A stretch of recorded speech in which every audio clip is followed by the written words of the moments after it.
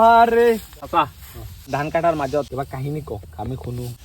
কোনটো কাহিনী এনেকুৱা কাহিনীটো বহুত আছে ন খেতি পথা মোৰো আছে মোৰ তাত এইবাৰ কি হ'ল ভৰণৰ কাৰণে মোৰ ধান কেইটা চব জ্বলি গ'ল চলি গ'ল ন অলপ চলপ আছে কাটি থৈ আহিছো মানে বছৰত দুবাৰ খেতি কৰে আপুনি আৰু দুইবাৰ আৰু এনে ফৰাচী খেতি কয় যে এইটোৰ নাম হ'ল ৰাজমাহ ৰাজমাহ ৰাজিমা কয় ৰাজমাহ বুলি কয় ৰাজমাহ খেতি কৰে আপুনি ন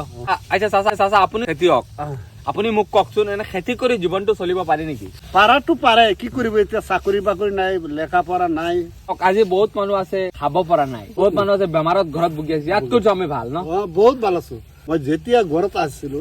মোৰ ঘৰত ইমানখিনি মেডিচিন পাব মোৰ ভেগত আছে হয় ঘৰত থাকোতে এইকেইটা মেডিচিন মানে এদিন দুইদিন পিছত খাবই লাগিছিলে এতিয়া মোৰ মেডিচিন একো নালাগে নালাগে ন কামটো কৰি আছো যে আৰু ঘৰতে বহি বহি খাই থাকো বেমাৰটো বাঢ়ি যায় বাঢ়ি যায় এই ধনী মানুহবিলাকক ক'ব নেকি আপুনি কাম কাম অলপ চলপ কৰক বোকা পানী